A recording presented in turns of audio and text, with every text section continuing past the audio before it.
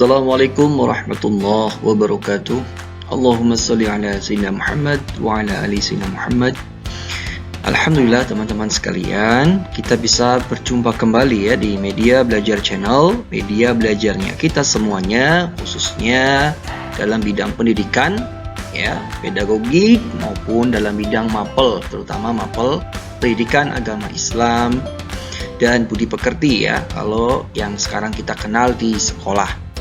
Teman-teman sekalian, di sini kami ingin membagikan kembali tentang soal-soal yang dimungkinkan keluar dalam tes tahap kedua nanti ya. Semoga nantinya soal-soal yang akan kita bahas bersama bisa bermanfaat untuk teman-teman sekalian dalam menjemput kelulusan, khususnya di tahap kedua nanti.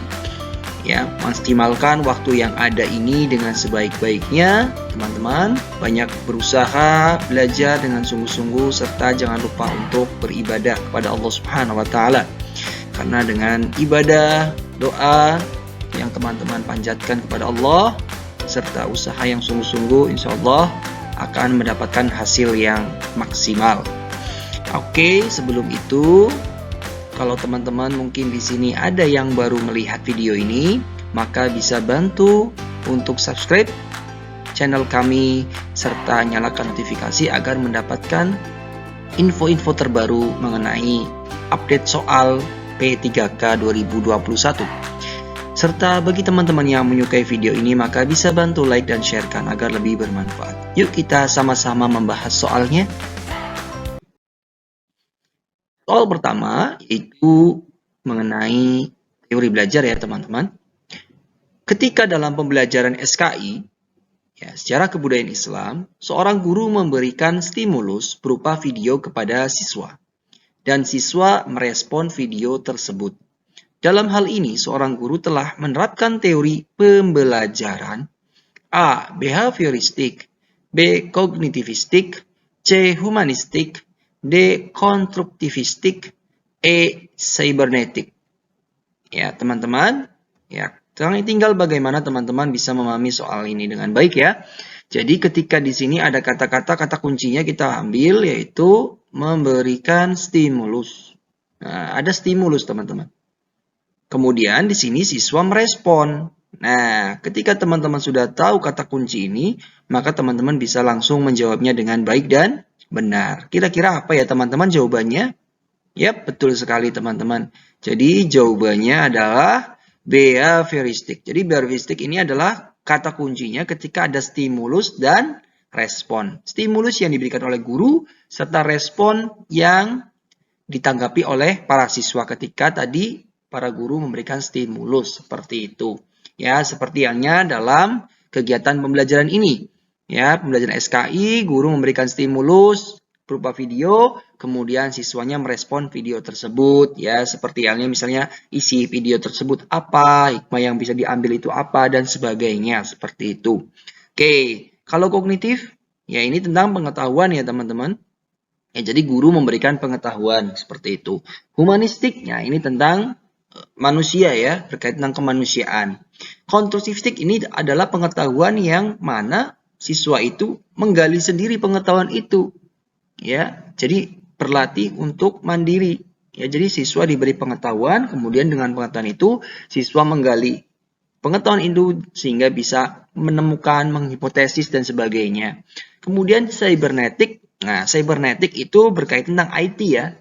Jadi tentang teknologi. Jadi misalnya kalau di sini ada berkaitan tentang misalnya teknologi IT dan sebagainya, nah maka itu bisa dipastikan biasanya termasuk ke dalam pembelajaran teori belajar cybernetik. Seperti teman-teman ya, semoga bisa membantu teman-teman dalam menjawab soalnya. Oke, kita lanjut lagi ke soal berikutnya. Soal nomor 2 ini berkaitan tentang KI, KD, dan IPK. Ya, silakan teman-teman untuk bisa benar-benar memperhatikan serta nantinya semoga teman-teman bisa memahaminya ya. Dalam menyusun sebuah pembelajaran agar menjadi terarah, tentunya dengan menggunakan atau menyajikan sebuah indikator. Indikator dalam pembelajaran abad ke-21 menjelaskan bahwa dalam sebuah KD akan menjadi terarah jika materi yang disajikan sebagai berikut. KD menganalisis hukum bacaan qalqalah dalam kehidupan sehari-hari. Jika menjadi indikator dalam pembelajaran abad ke-21, yaitu dengan catatan sebagai berikut. A. Pendukung. Ya, di sini maksudnya adalah IPK pendukung. Menjelaskan bacaan qalqalah dalam bentuk pengertian. Kemudian IPK kuncinya adalah mengelompokkan bacaan qalqalah dan bacaan selain hukum bacaan qalqalah yang sudah disajikan. IPK pengayaan mampu menciptakan bentuk bacaan qalqalah. B. IPK pendukung menganalisis bacaan qalqalah yang benar. IPK kunci mengelompokkan bacaan qalqalah dan bacaan selain hukum bacaan qalqalah yang sudah disajikan. IPK pengayaan mampu menciptakan bentuk bacaan qalqalah. C. IPK pendukung menjelaskan bacaan qalqalah dalam bentuk definisi. Kemudian IPK kunci mengelompokkan bacaan qalqalah dan bacaan selain hukum bacaan qalqalah yang sudah disajikan.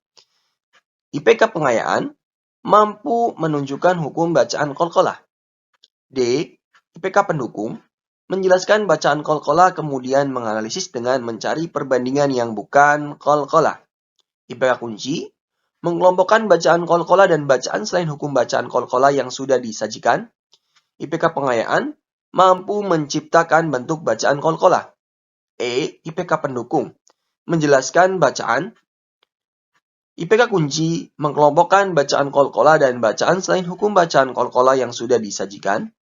IPK pengayaan mampu menjelaskan dengan benar untuk bacaan qalqalah.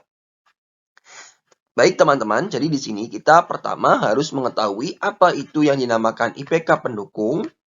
Ya, di sini ada pendukung, itu maksudnya IPK pendukung, IPK kunci, dan IPK pengayaan. Teman-teman, IPK pendukung adalah IPK yang dibuat untuk mendukung tercapainya IPK kunci ya. Jadi IPK pendukung itu dibuat untuk tercapainya IPK kunci. Ibaratkan IPK pendukung adalah jalannya teman-teman. Jalan atau tangga. Kemudian kunci, IPK kunci adalah pintunya. Pintunya akan dituju teman-teman. Seperti itu. Ya, jadi untuk IPK pendukung, ini adalah jalannya. Ya, jalan di mana sebuah siswa ya melaluinya agar mencapai IPK kunci seperti itu. Ya, jadi IPK pendukung ini adalah IPK atau jalan ya yang dibuat agar siswa nantinya ya bisa mencapai IPK kunci seperti itu.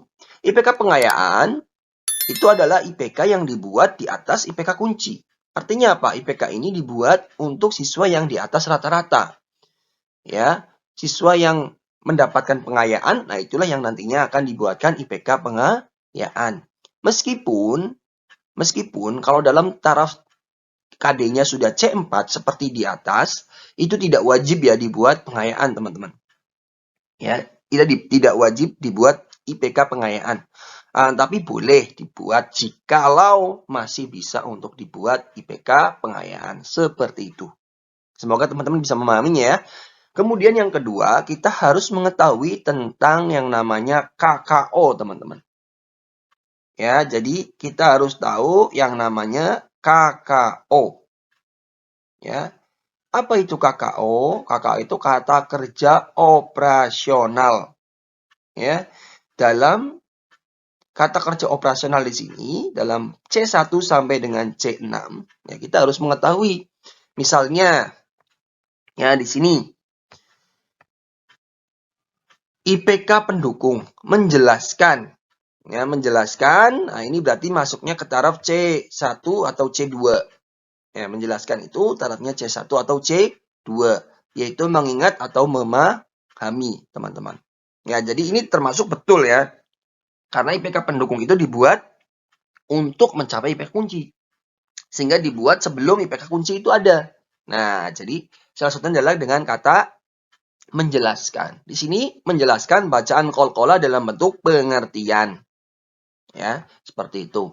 Kemudian IPK kuncinya mengelompokkan bacaan qalqalah dan bacaan selain hukum bacaan qalqalah yang sudah disajikan.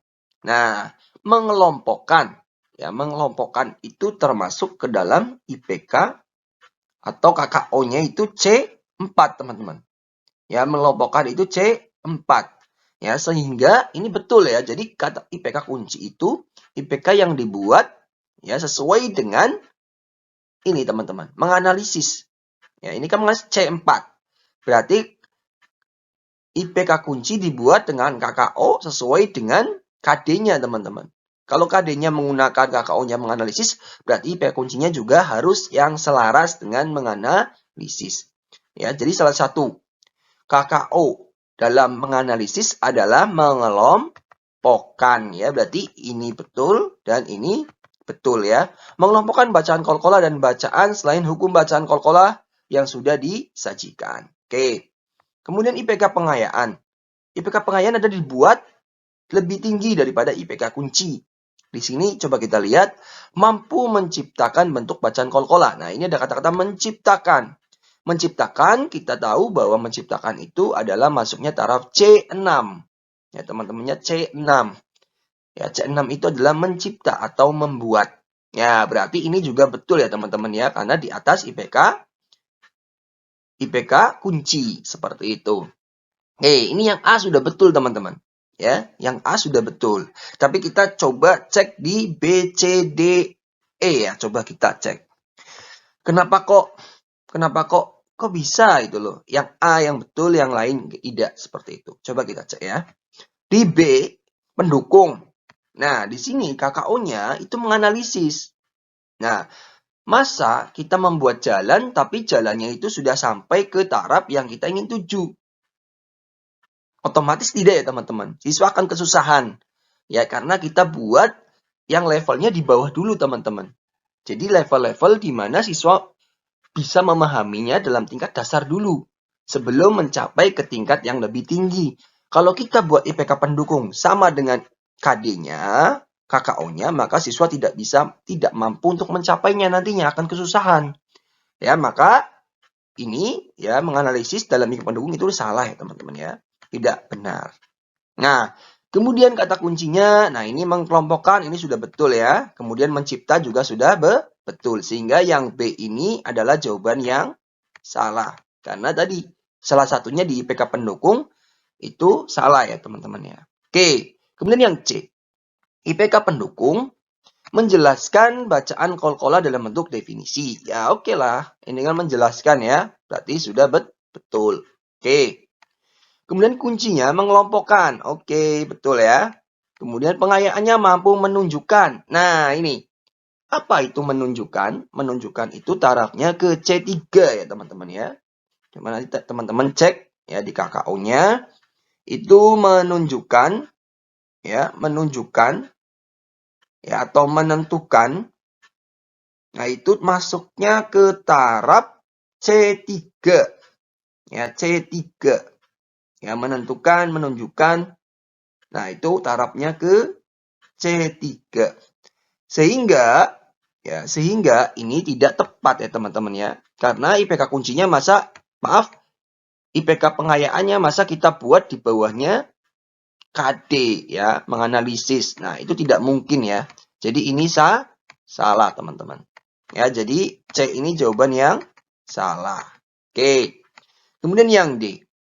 Pendukung. Nah, ini menjelaskan bacaan kolkolah, oke, menjelaskan. Kemudian menganalisis dan mencari perbandingan. Waduh, ini ada perbandingan ini masuknya ke C berapa, teman-teman? Ya, C5 ya.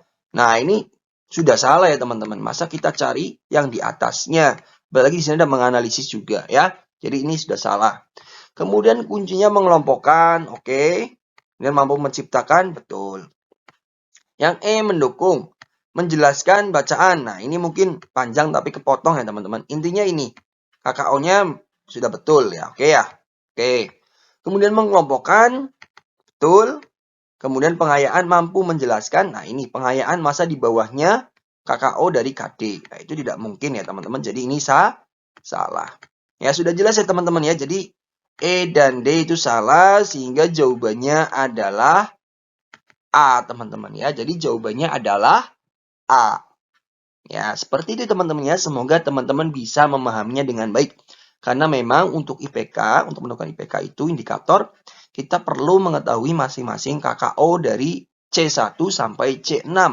Ya, tolong teman-teman bisa istilahnya memahami, kemudian ada yang dihafal ya. Terutama yang pada video sebelumnya, saya sudah kasih kode beberapa KKO yang sering digunakan. Ya, seperti itu. Itu yang perlu teman-teman hafalkan. Oke, kita lanjut lagi ke soal berikutnya ya teman-teman ya. Soal nomor 3, ini berkaitan tentang ayat ya, surat An-Nisa ayat 59 ya. A'udzu billahi minasyaitonir rajim.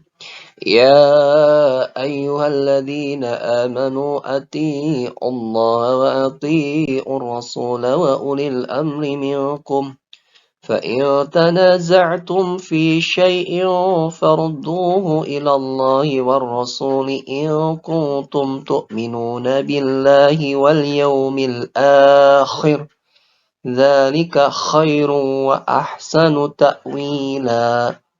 Ya, dasar pengambilan hadis yang sesuai dengan ayat di atas adalah A. Ati Allah wa ati Rasul. B. Wa ati Rasul. C. Ati Allah. D. Farudduhu ilallahi wa rasul. E. Wa ulil amri minkum. Ya, jadi teman-teman, di sini konteksnya adalah dasar pengambilan hadis. Artinya, sumber hadis itu dari mana sih? Berasal dari mana sih hadis itu? Ya, jadi teman-teman sudah jelas ya, jadi tidak perlu dilakukan lagi. Maka sumber hadis adalah dari Rasul ya teman-teman ya. Jadi jawabannya adalah wa'ati rasul ya teman-teman. Jadi sangat mudah ya teman-teman. Jadi tidak perlu ragu-ragu untuk menjawabnya ya. Oke. Dakwah sesuai dengan Quran surat An-Nahl ayat 125 yaitu dengan cara berdebat. Berdiskusi dengan menggunakan berbagai macam keilmuan yang dimilikinya, termasuk metode dakwah. A. Mau'idhah hasanah. B. Bil hikmah. C. Mujadalah. D. Bil royi. E. Asyura. Ya teman-teman, jadi dalam Quran surat An-Nahl ayat 125 itu dijelaskan ada tiga metode dakwah. Yang pertama ini ada ini teman-teman. Ya, mau'idhah hasanah. Kedua, bil hikmah. Ketiga, mujadalah. Ya. Jadi, bil royi ini salah teman-teman. Dan asyura juga salah. Jadi teman-teman kalau sudah memahami tentang konteks ayatnya, maka teman-teman tinggal menyilang yang dirasa tidak mungkin jawabannya. Seperti itu. Kemudian setelah ini kita cari kode. Kata kuncinya adalah berdebat, berdiskusi. Ya, jadi metodenya berdebat dan berdiskusi. Apakah mau'idhah hasanah ini termasuk berdebat berdiskusi? Jelas tidak ya teman-teman. Jadi ini salah. Bil hikmah apa ya? Tidak teman-teman. Nah, maka konteksnya kalau seperti ini, walaupun teman-teman tidak mengetahuinya, maka teman-teman bisa menjawabnya, yaitu mujadalah atau bisa dikenal dengan bil jidal yang dulu pernah saya jelaskan ya teman-teman, ya jidal al-ahsan seperti itu. Nah, jadi mujadalah termasuk metode dakwah dengan berdebat, berdiskusi dengan menggunakan berbagai macam keilmuan yang dimilikinya seperti itu. Semoga bisa dipahami oleh teman-teman ya. Baik, kita lanjut lagi ke soal berikutnya. Oke, kembali lagi ya teman-teman. Di sini soal nomor 5, ya kita di sini tentang membuat tujuan dari sebuah KD. Ya, tolong teman-teman cermati dengan baik ya. Tujuan pembelajaran PAI pada SMP kelas 7 semester 1 kompetensi dasar 9.1 menjelaskan pengertian sholat jamaah dan munfarid. Dari kompetensi dasar tersebut, maka tujuan pembelajaran adalah A. Melalui model pembelajaran Discovery Learning, peserta didik dapat menjelaskan pengertian sholat dengan baik dan benar. B. Melalui model pembelajaran Discovery Learning, peserta didik diharapkan dapat menjelaskan pengertian sholat jamaah dan munfarid dengan baik dan benar. C. Melalui model pembelajaran Discovery Learning, peserta didik dapat menjelaskan pengertian sholat jamaah dan munfarid dengan baik dan benar.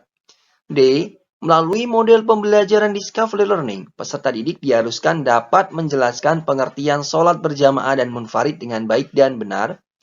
E. Melalui model pembelajaran Discovery Learning, peserta didik menjelaskan pengertian sholat jamaah dan munfarid dengan baik dan benar.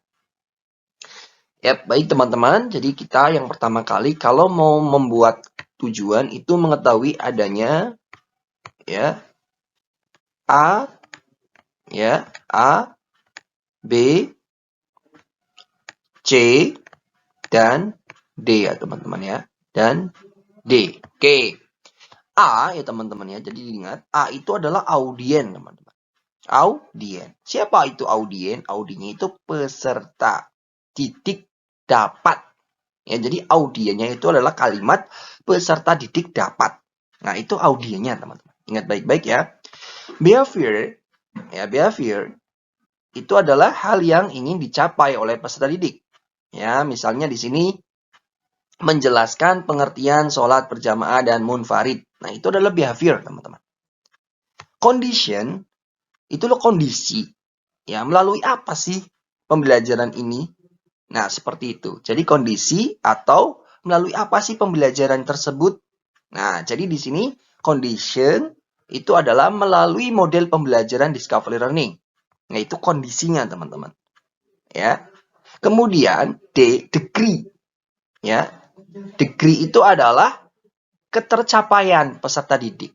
Ya, ketercapaian peserta didik. Ya, di sini dengan kalimat misalnya dengan baik, dengan benar dan sebagainya. Itu namanya degree, teman-teman.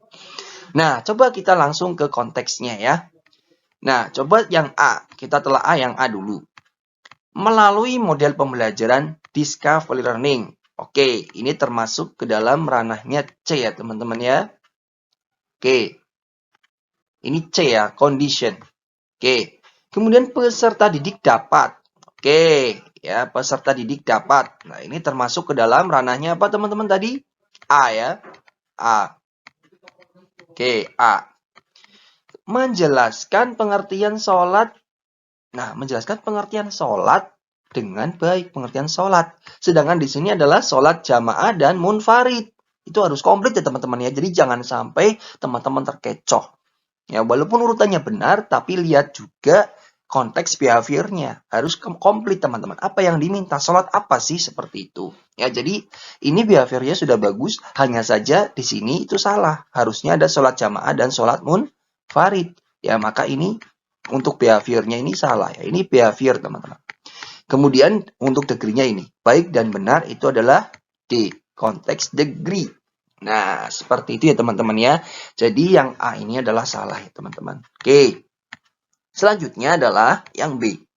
Melalui model pembelajaran discovery learning. Nah, ini betul ya teman-teman. Ya, ini ada konteks A-nya. Ya, ini A. Sudah betul. Peserta didik diharapkan dapat. Nah, ini diharapkan. Kalimat diharapkan ini adalah kalimat yang tidak perlu dimasukkan. Bahkan harapan ini termasuk salah ya teman-teman. Jadi, ketercapaian apa?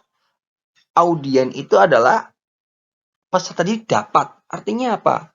Di sini konteks tujuannya adalah nantinya agar peserta didik itu mampu menguasai KD tersebut dengan tujuan yang sudah dibuat. Bukan sekedar harapan ya teman-teman ya. Jadi kalau ada kalimat harapan di sini berarti sudah salah ya teman-teman. Jadi tidak usah dilanjutkan lagi. Kemudian melalui model pembelajaran discovery learning, oke ini betul ya, ini audien. Peserta didik dapat. Nah, ini peserta didik dapat. Ya, jadi ini tadi A. Nah, ini A ya teman-teman, yaitu audien. Peserta didik dapat. Nah, ini berarti apa tadi teman-teman? Mohon maaf, ini bukan A ya, tapi tadi ini adalah C ya teman-teman ya. Nah, ini C, condition. Ya, mohon maaf. Ya, jadi di sini adalah C. Kemudian peserta didik adalah A, audien. Ya. Ya, peserta didik dapat menjelaskan pengertian sholat jamaah dan munfarid. Nah, ini adalah apa teman-teman? Behavior. Selanjutnya adalah dengan baik dan benar. Ini termasuk degree. Nah, betul sekali teman-teman. Jadi jawabannya adalah C. Ya teman-teman ya. Coba untuk pembuktian kita lihat yang D ya. Melalui model pembelajaran discovery learning, oke. Peserta didik diharuskan. Nah, ini kalimat diharuskan juga tidak ya teman-teman ya. Jadi kalimat yang tidak perlu dimasukkan dalam aspek audiens ya. Jadi ini salah ya teman-teman ya. Dapat menjelaskan, yang lainnya sudah betul. E, melalui model pembelajaran discovery learning, peserta didik menjelaskan. Nah, ini tidak ada kalimat dapat. Ya, apa yang akan dicapai oleh peserta didik? Nah, seperti itu. Ya, jadi ini tidak ada keterangannya di sini. Maka ini juga salah.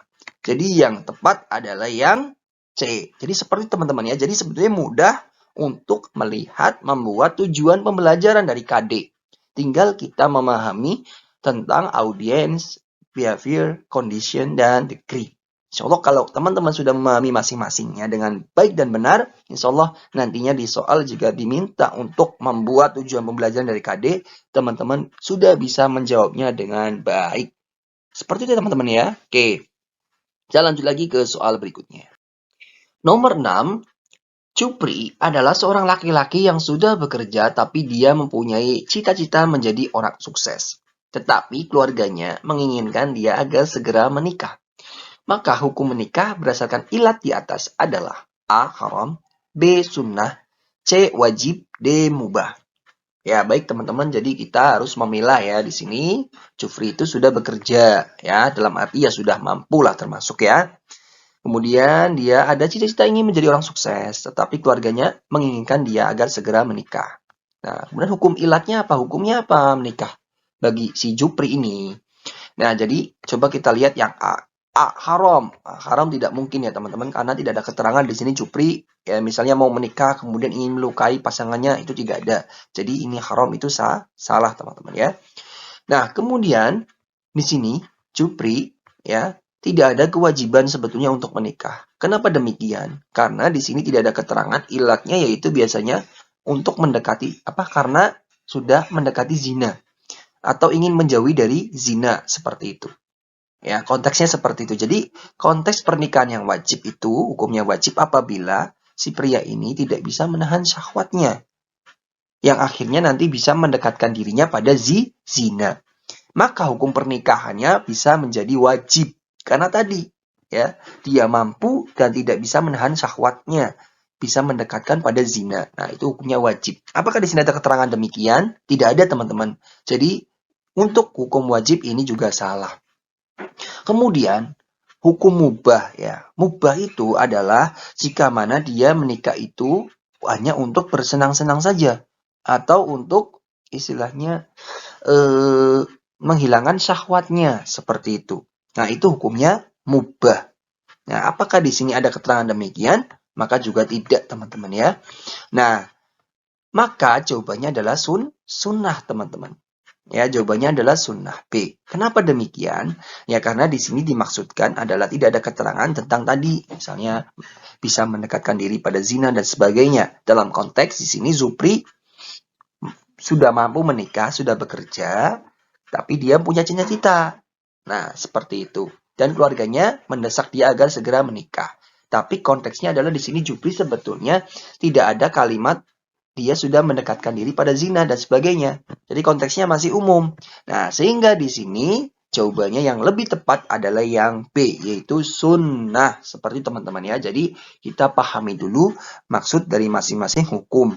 Sehingga ketika kita sudah paham tentang maksud dari masing-masing hukum, kita bisa menjawabnya dengan baik dan benar. Seperti itu. Semoga teman-teman bisa memahaminya ya. Oke. Nomor 7. Dalam pembelajaran akidah akhlak, disertakan kompetensi inti 1. Menerima dan menjalankan ajaran agama yang dianutnya. Kompetensi dasarnya yaitu 1.1. Menerima keutamaan membaca Al-Quran dengan baik dan benar, sesuai dengan kaidah ilmu tajwid. Indikator yang sesuai dengan KD di atas. A. Menjelaskan keutamaan membaca Al-Quran dengan baik dan benar, sesuai dengan kaidah ilmu tajwid. B. Menentukan keutamaan membaca Al-Quran dengan baik dan benar sesuai dengan kaidah ilmu tajwid.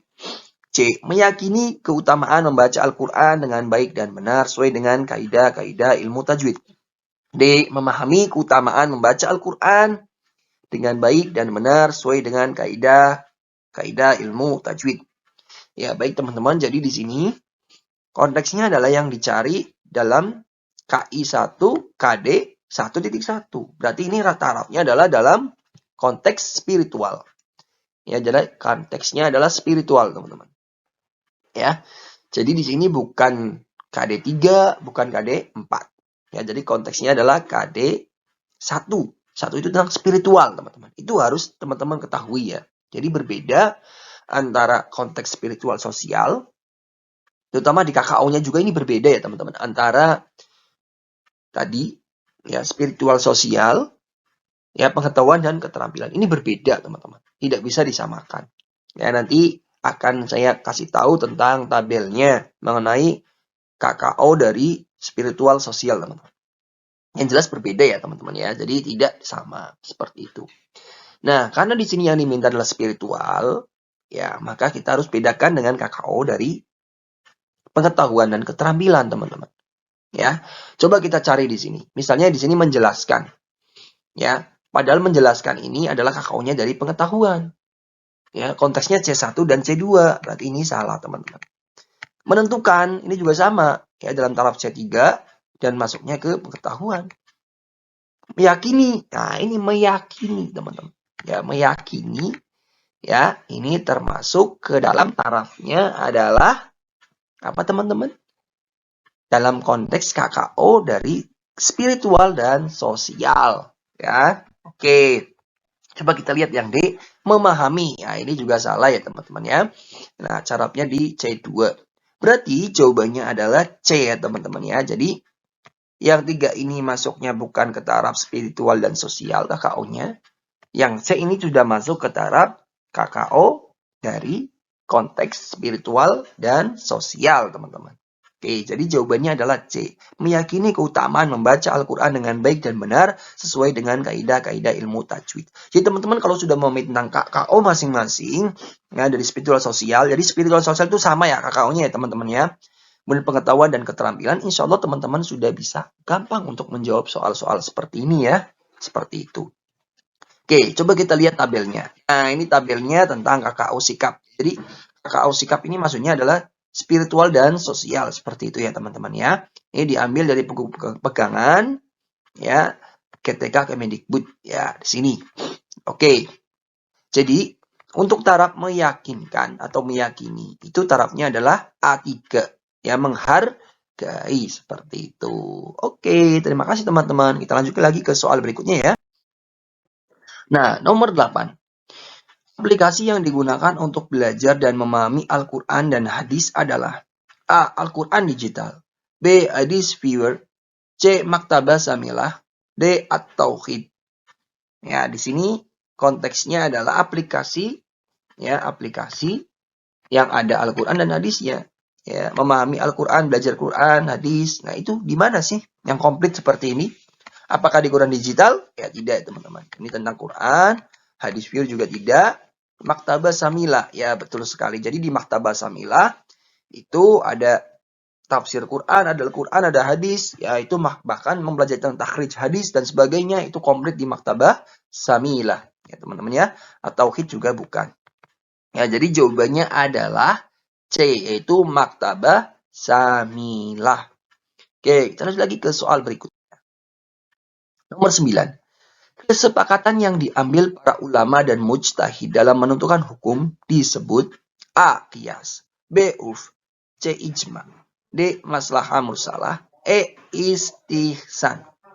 Ya, jadi di sini konteksnya adalah kesepakatan para ulama dan mujtahid. Ya, kesepakatan ulama dan mujtahid. Kesepakatan itu masuknya ke taraf ijma, teman-teman ya.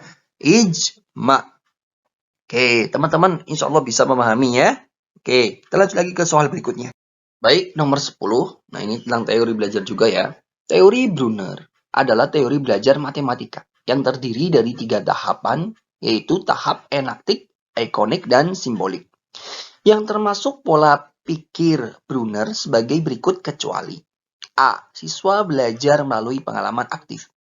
B. Perintah pada siswa bukan memberitahu mereka tentang sesuatu, tetapi mendorong mereka untuk berpartisipasi. C. Siswa memperoleh pengetahuan melalui penggunaan alasan dengan mengkonstruksikan arti dari informasi yang mereka terima. D. Menjadi tahu merupakan sebuah proses bukan sesuatu produk. E. Siswa melalui proses berpikir akan menggali keterampilan yang dimilikinya secara bertahap dan konstan. Ya, jadi di sini yang ditanyakan adalah kecuali ya teman-teman. Jadi kecuali ya yang termasuk pola pikir ya dari Brunner. Kecuali apa teman-teman? Ya kalau teman-teman sudah membaca modul yang ada di grup khusus, ya maka teman-teman sudah bisa mudah ya untuk menjawabnya.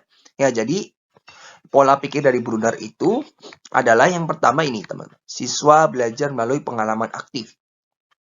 Ya. Kemudian yang kedua, perintah kepada siswa bukan memberitahu tentang sesuatu, tapi mendorong mereka untuk berpartisipasi. Ya, jadi guru ya dalam proses pembelajaran teori Brunner itu adalah bukan memberitahu, tapi mendorong mereka untuk berpartisipasi. Artinya apa? Misalnya memberikan pertanyaan dan sebagainya.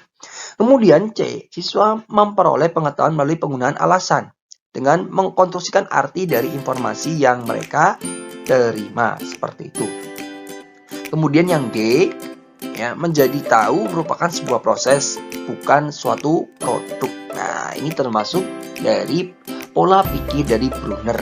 Kalau yang E, ini bukan ya teman-teman ya. Jadi jawabannya adalah E ya. Karena yang ditanyakan adalah kecuali. Seperti itu teman-teman. Oke, terima kasih teman-teman yang telah menonton video ini sampai selesai ya. Semoga bisa bermanfaat untuk teman-teman sekalian dalam menjemput tes lulusan tahap 2. Tetap semangat ya teman-teman. Semoga apa yang teman-teman sudah usahakan bisa berjalan dengan maksimal serta mendapat keridhaan Allah Subhanahu wa taala. Amin ya robbal alamin. Oke, dari kami cukup sekian teman-teman. Terima kasih. Ya, tetap semangat. Ya, salam sehat. Wassalamualaikum warahmatullahi wabarakatuh.